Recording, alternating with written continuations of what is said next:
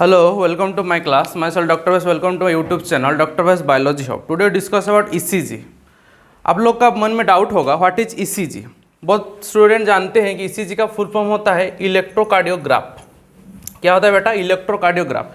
Actually ECG का full form होता है इलेक्ट्रोकार्डियोग्राम। क्या होता है? इलेक्ट्रोकार्डियोग्राम। तो आपका क्वेश्चन में आ सकता है, इसी में ही आपको वो पता चल जाएगा कि आपका बेसिक नॉलेज क्या है ECG का। तो उसमें 4 ऑप्शन दे देगा। ECG का फुल फॉर्म पूछेगा तो एक आपको मान के चले एक ऑप्शन दे दिया इलेक्ट्रोकार्डियोग्राफ दे दिया, और एक ऑप्शन दे दिया इलेक्ट्रोकार्डियोग्राम दे दिया, और एक ऑप्शन दे देगा इलेक्ट्रोकार्डियोग्राफी दे देगा, और फोर्थ ऑप्शन दे देगा इकोकार्डियोग्राफ। तो ये 4 ऑप्शन आपको कंफ्यूज करने के लिए बहुत है। तो ECG का अगर फुल फॉर्म देखेंगे तो उसका एक्चुअली में क्या होता है? इलेक्ट्रोकार्डियोग्राम होगा। हाँ कि नहीं? क्या होगा उसका फुल फॉर्म? इलेक्ट्रोकार्डियोग्राम होगा। तो ECG जो है उसका फुल फॉर्म क्या होगा? इलेक्ट्रोकार्डियोग्राम। कैसे हो रहा है इलेक्ट्रोकार्डियोग्राम? इलेक्ट्रोकार्डियोग्राम जो है बेटा वो क्या है? उसका ग्राफिकल रिप्रेजेंटेशन है। क्या है उसका? ग्राफिकल रिप्रेजेंटेशन है ECG का। ठीक है, ECG का ग्राफिकल रिप्रेजेंटेशन है इलेक्ट्रोकार्डियोग्राम। और जो मशीन से वो जो डिटेक्ट होता है, जो मशीन यूज होता है, उसको हम क्या बोलते हैं? इलेक्ट्रोकार्डियोग्राफ बोलते हैं। मशीन को क्या बोलते हैं? इलेक्ट्रोकार्डियोग्राफ। जो मशीन से ग्राफ बनता है, ठीक है, और जो ग्राफ जो बनने के बाद जो तैयार होता है उसको हम बोलते हैं इलेक्ट्रोकार्डियोग्राम बोलते हैं। और ये जो दोनों जो प्रोसीजर होता है, टेक्निक, जो आपका टेक्निक होता है और प्रोसीजर, टेक्निक और प्रोसीजर दोनों का अगर हम मिला देंगे तो आपको ये क्या हो जाएगा? इलेक्ट्रोकार्डियोग्राफी हो जाएगा। क्या हो जाएगा? इलेक्ट्रोकार्डियोग्राफी। तो ये 4 ऑप्शन आपको ध्यान देना है। तो ECG का फुल फॉर्म क्या होगा? आपको इलेक्ट्रोकार्डियोग्राम, जो कि आपका ग्राफिकल रिप्रेजेंटेशन है, लेकिन उसका जो मशीन होता है उसको हम क्या बोलते हैं? इलेक्ट्रोकार्डियोग्राफ बोलते हैं। ठीक है, तो आपके और 4 ऑप्शन में आपको ध्यान देना है कौन सा आपका सही आंसर आएगा। ये आपका प्रीवियस ईयर नीट में ऑलरेडी पूछ चुका है। अब हम देखेंगे ECG का वेब को देखेंगे।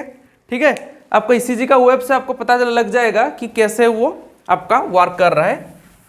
बहुत इंपॉर्टेंट है, आपका नीट में बहुत बार पूछता है। प्रीवियस नीट में भी उसका 2-3 साल पहले भी आ चुका है, इसलिए मैं उसको आपको अच्छा से एक्सप्लेनेशन कर रहा हूँ। और हम देखेंगे ये जो इलेक्ट्रोकार्डियो जो आपको ग्राफ हो रहा है, ठीक है, जो मशीन यूज हो रहा है वो कैसे रिप्रेजेंटेशन कर रहा है? इस टाइप का उसका वेब आता है। ठीक है,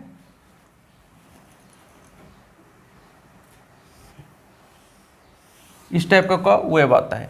तो ये हो गया P वेब, ये हो गया आपका QRS कॉम्प्लेक्स इसको बोलते हैं, ये आपका हो गया T हो गया। ठीक है, तो उससे पहले जान लेते हैं फादर ऑफ ECG कौन है। फादर ऑफ ECG कौन है आपका? Einthoven William. क्या नाम है? एंथवन विलियम है, साइंटिस्ट ऑफ, मतलब फादर ऑफ ECG। ये पहले बार आपका मायोकार्डियल एक्टिविटी देखे थे Einthoven William by the use of galvanometer. क्या यूज किए थे? गाल्वानोमीटर यूज करके देखे थे। और आपका जो ECG होता है, आपको बता दूं 12 तो क्या रहता है? ऐसे लीड रहता है। 12 क्या रहता है? लीड रहता है, जो कि आपका चेस्ट में रहेगा, एक आपका लेफ्ट एंकल में रहेगा। ठीक है, लीड रहेगा, कॉन्वेंशनल लीड रहता है, कॉन्वेंशनल लीड रहेगा। तो एक कॉन्वेंशनल लीड आपका कहाँ कहाँ अटैच रहेगा? चेस्ट में रहेगा, लेफ्ट एंकल में रहेगा, और कभी कभी रिस्ट में भी रहता है। ठीक है, तो 12 लीड क्या करता है? आपको इलेक्ट्रोकार्डियोग्राफ मशीन से क्या रिप्रेजेंट करता है? आपका इलेक्ट्रोकार्डियोग्राम देता है। और जो इलेक्ट्रोकार्डियोग्राम ये जो आपका जो देख रहे हैं, ये आपका 1 कार्डियक साइकिल में इलेक्ट्रिकल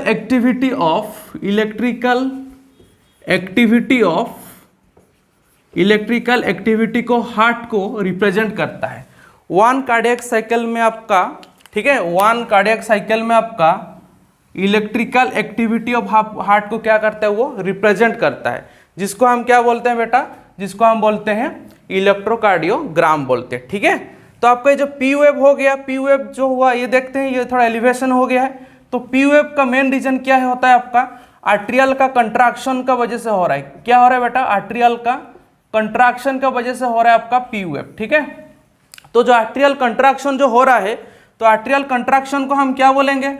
उसको हम बोल सकते हैं आर्ट्रियल डीपोलराइजेशन। क्या बोलेंगे? Atrial depolarization. तो फिर आपका जो QRS जो कॉम्प्लेक्स है ये आपका जो हो रहा है किसके वजह से हो रहा है, आपका वेंट्रिकुलर कंट्रैक्शन का वजह से हो रहा है।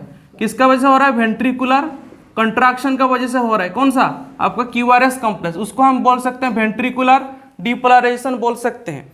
फिर जो आपका T वेव आ रहा है ये आपका हो रहा है वेंट्रिकुलर रिपोलराइजेशन बस, मतलब आपका जो जॉइंट सिस्टल जो फेज है, जो मैं आपको कार्डियक साइकिल बताया था, जॉइंट सिस्टल का फेज में आपका क्या हो रहा है, T वेव आपका रिप्रेजेंट हो रहा है। ठीक है, तो आपका वेंट्रिकुलर रिपोलराइजेशन किसको रिप्रेजेंट करता है, आपका T पार्ट को। उसको हम दो सेगमेंट में भी कैटेगराइज कर सकते हैं, एक होता है आपका PQ सेगमेंट, एक हम कर सकते हैं QT सेगमेंट। तो PQ सेगमेंट हम किसको बोलेंगे, onset of P2, onset of P2, onset of Q, onset of Q।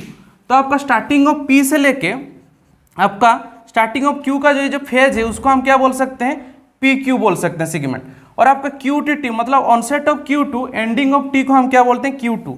तो इसमें आपका क्या हो रहा है, उसमें आपका पूरा वेंट्रिकल पार्ट में आपका क्या हो रहा है, कंट्रैक्शन और आपका रिलैक्सेशन हो रहा है। ठीक है, तो उसको Q2 इवेंट हम लिख सकते हैं onset of Q2, onset of Q2, end of T। ठीक है, तो ये आपको पूरा वेंट्रिकुलर पार्ट का पूरा आपका कंट्रैक्शन रिलैक्सेशन का टाइम में ये आपका Q2 इवेंट आ रहा है। आ गया समझ में। तो P जो हो रहा है आपका आर्टेरियल कंट्रैक्शन का वजह से हो रहा है, जिसको हम क्या बोलते हैं, आर्टेरियल डिपोलराइजेशन बोलते हैं। QRS जो हो रहा है आपका वेंट्रिकुलर कंट्रैक्शन वजह से हो रहा है, वेंट्रिकुलर डिपोलराइजेशन बोल रहे हैं। T वेव जो आपको रिप्रेजेंट हो रहा है ये आपका हो रहा है वेंट्रिकुलर रिपोलराइजेशन की वजह से हो रहा है। ठीक है, तो ये क्या हो रहा है, ये एलिवेट जो हो रहा है आपका वेंट्रिकुलर रिपोलराइजेशन। अगर आपका माइकार्डियल इन्फेक्शन डिजीज होगा तो ये जो आपका ST क्या होगा, ST आपका ऐसे एलिवेट कर जाएगा। अगर आपका माइकार्डियल इन्फेक्शन जो डिजीज है, ठीक है, अगर वो हो रहा है तो आपका ST जो है आपका ग्राफ में इलेक्ट्रोकार्डियोग्राम का जो आपका ग्राफ है वो क्या होगा, आपका ऐसा एलिवेट कर जाएगा, मतलब ऊपर तरफ उठ जाएगा। ठीक है, माइकार्डियल इन्फेक्शन का टाइम में। और एक चीज़ आपको बता दूं, आपका जो रिकॉर्डिंग होता है, जो आपका हार्ट वेव जब रिकॉर्डिंग हो रहा है तब आपका एक चीज़ आपको बता दूं, वो जो आपका जो स्पीड में रिकॉर्डिंग होता है वो स्पीड होता है आपका 25 mm पर सेकेंड में आपका क्या होता है, वो ग्राफ में आपका हार्ट का वेव रिकॉर्डिंग होता है। 25 mm पर सेकेंड का स्पीड में आपका वो ग्राफ में आपका वेव को रिकॉर्डिंग किया जाता है। ठीक है, ये हो गया आपका बेसिक चीज़ इलेक्ट्रोकार्डियोग्राम का बारे में। तो फिर से आपको बता दूं, उसका जो मशीन होता है उसको बोलते हैं इलेक्ट्रोकार्डियोग्राफ। जो आपका ग्राफिकल रिप्रेजेंटेशन जो हो रहा है उसको हम बोलते हैं इलेक्ट्रोकार्डियोग्राम। और ये जो पूरा जो प्रोसीजर और टेक्निक है उसको हम बोलते हैं इलेक्ट्रोकार्डियोग्राफी बोलते हैं। ठीक है, और फादर ऑफ इलेक्ट्रोकार्डियोग्राम आपका क्या नाम है, आपका एंथन वॉन विलियम, जो कि आपको गाल्वानोमीटर यूज करके वो अपना ये इलेक्ट्रोकार्डियोग्राम को वो रिप्रेजेंट किए थे। ठीक है, आगे समझ में ECG के बारे में ये डिटेल्स। अब हम चलेंगे हार्ट का डिसऑर्डर के बारे में। क्या देखेंगे बेटा, हार्ट का डिसऑर्डर। ठीक है, तो आपका जो हार्ट का जो डिसऑर्डर है, क्या क्या है हार्ट का डिसऑर्डर, तो पहले हम देखेंगे आपका हार्ट का जो डिसऑर्डर कैसे हो रहा है। ठीक है, उसके बारे में थोड़ा डिस्कशन करेंगे क्योंकि आपको उससे क्वेश्चन आ सकता है। तो हार्ट का जो डिसऑर्डर हम पहला देखेंगे हाइपरटेंशन। नाम तो सुने होंगे, अगर आपका BP हाई हो जाएगा तो उसको हम क्या बोल रहे हैं, हाइपरटेंशन। और नॉर्मल BP जो पेशेंट होता है उसका कितना रहता है, सिस्टोल डायस्टोलिक फेज 120/80 रहता है, हाँ कि नहीं। तो 120/80 क्या होता है, हमारा नॉर्मल हाइपरटेंशन का स्टेज रहता है। ठीक है, सॉरी नॉर्मल जो मतलब आपका जो BP का स्टेज रहता है। तो BP का जो नॉर्मल जो स्टेट होता है, ठीक है, वो कितना रहता है, 120/80। अगर ज़्यादा अडल्ट हो गया तो 140/90 भी चलेगा। ठीक है, 140/90 भी आपका चलेगा। लेकिन उससे अगर कम हो जाएगा तो क्या हो जाएगा, हाइपोटेंशन हो जाएगा। ठीक है, हाइपोटेंशन हो जाएगा। और उससे ज़्यादा हो जाएगा तो क्या हो जाएगा, हाइपरटेंशन हो जाएगा। और उसका जो मशीन होता है उसको हम क्या बोलते हैं, जो आपको BP में मेजरिंग मशीन, उसको हम बोलते हैं स्पाइग्नोमोनोमीटर। क्या बोलते हैं, स्पाइग्नोमोनोमीटर भी बोल सकते हैं। ठीक है, स्पाइग्नोमोनोमीटर जो आपका BP मेजरिंग मशीन होता है। ये चीज़ को ध्यान देना, क्वेश्चन पूछता है उससे। तो आपका ये हो गया BP के बारे में। ठीक है, जो कि आपका हाइपरटेंशन हाइपोटेंशन हो गया। नेक्स्ट हम देखेंगे कार्डियक फेलियर। क्या देखेंगे बेटा, कार्डियक फेलियर। तो नाम से ही पता चल रहा है कार्डियक फेलियर मतलब क्या, हार्ट आपका फेल हो गया है। तो हार्ट कैसे फेल हो जाएगा, हार्ट अगर आपका लेफ्ट वेंट्रिकल से ठीक है अनएडुकेट अमाउंट, मतलब आपका जितना चाहिए बॉडी में उतना अगर पंप आउट नहीं कर पाएगा, left ventricle inadequate amount of blood not pumped by heart. आपका लेफ्ट वेंट्रिकल से अगर inadequate amount of blood heart pump नहीं कर पाएगा तो वो क्या हो जाएगा, आपका कार्डियक फेलियर। उसको हम और क्या बोल सकते हैं, कंजेस्टिव हार्ट फेलियर ही बोल सकते हैं। क्या बोल सकते हैं, कंजेस्टिव हार्ट फेलियर। ठीक है, CHF। तो इसमें दो दो चीज़ आपका टर्म आता है कार्डियक फेलियर के बाद, ठीक है। तो अगर आपका कार्डियक फेलियर होने के बाद आपका और भी दो मेजर आपका डिजीज आता है हार्ट रिलेटेड, क्या होता है, एक होता है आपका मायोकार्डियल इन्फ्रैक्शन एमआई।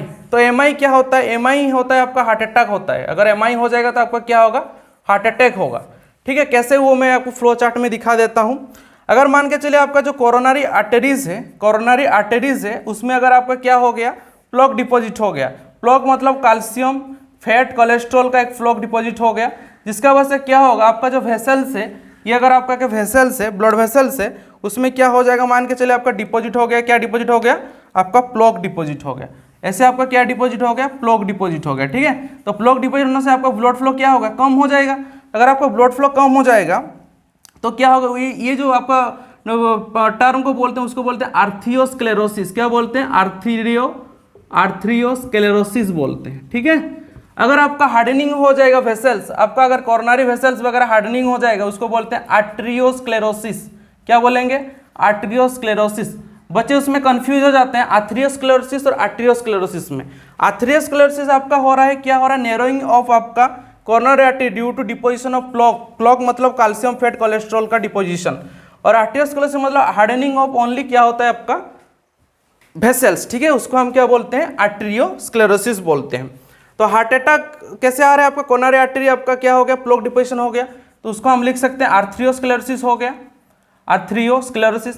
अगर वो डिपोजिशन आपका हो जा रहा है तो आपका क्या हो रहा है, उसमें less amount of blood flow होगा, हाँ कि नहीं। तो लेस अमाउंट अगर ब्लड फ्लो होगा तो क्या होगा, आपका उसमें इस्चेमिया दिखाई देगा। क्या दिखाई देगा बेटा, इस्चेमिया, ठीक है। इस्चेमिया से क्या हो रहा है, आपका लेस अमाउंट ऑफ ऑक्सीजन पहुंचेगा, हाँ कि नहीं। हार्ट में क्या पहुंचेगा, लेस अमाउंट ऑफ ऑक्सीजन पहुंचेगा, तो उसको हम क्या बोलते हैं, एंजाइना पेक्टोरिस बोलते हैं। क्या बोलते हैं, एंजाइना पेक्टोरिस, ठीक है। हार्ट अमाउंट मतलब आपका हार्ट में चेस्ट में पेन होगा, बर्निंग होगा हार्ट, तो एंजाइना पेक्टोरिस होने के बाद क्या होगा, आपका नेक्रोसिस होगा, मतलब हार्ट का जो सेल है वो डेथ होने लगेगा। अगर आपका हार्ट का नेक्रोसिस होने लगेगा तो क्या होगा, फिर आपका मायोकार्डियल इन्फ्रैक्शन होगा, मतलब आपका हार्ट का जो सेल वो डेथ होने लगेगा, ठीक है। तो ये मायोकार्डियल इन्फ्रैक्शन के अल्टीमेटली लास्ट में क्या हो जाएगा, आपका हार्ट अटैक हो जाएगा। अगर आपका थर्ड टाइम हार्ट अटैक हो जाता है तो इंसान को बचने के लिए बहुत मुश्किल हो जाता है। हार्ट अटैक 3 टाइम्स आता है ज़्यादातर, ठीक है, नॉर्मली।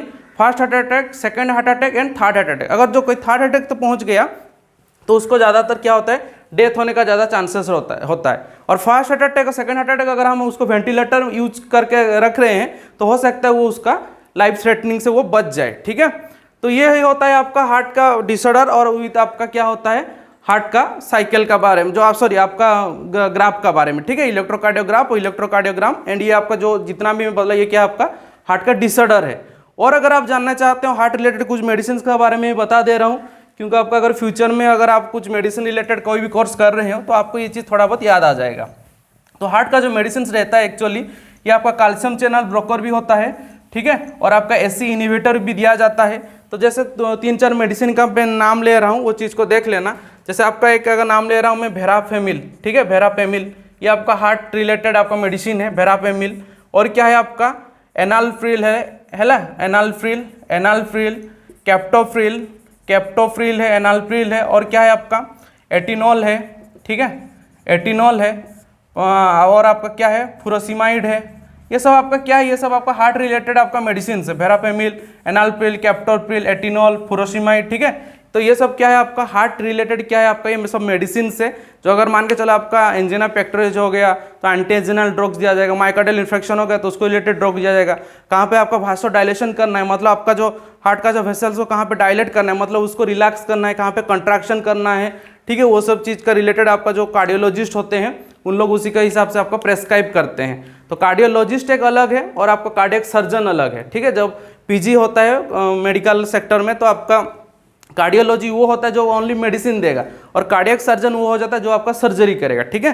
तो इस हिसाब से आपका दो डिपार्टमेंट है हार्ट का, एक कार्डियक सर्जन और जो आपका एमडी के बाद जो डीएम होता है उसमें आपका ये मतलब आपका जो रहता है वो रहता है कार्डियक आपका जो कार्डियोलॉजिस्ट होते हैं, ठीक है। और आपका सर्जन जो अगर हो गया तो वो हो गया आपका जो सर्जरी करेगा हार्ट का, जो भी वाल्व वगैरह डिफेक्ट होता है उसको जो सर्जरी करता है उसको बोलते हैं हम कार्डियक सर्जन, ठीक है।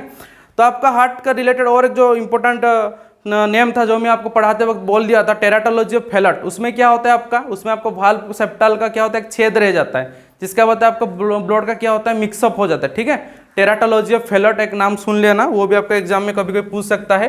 टेराटोलॉजी ऑफ फेलट, टेराटोलॉजी ऑफ फेलट, ठीक है। इसमें आपका वेंट्रिकल का भी थोड़ा बहुत रिलेशन है, बस इसका नाम को जान के रखो, टेराटोलॉजी ऑफ फेलट, ठीक है।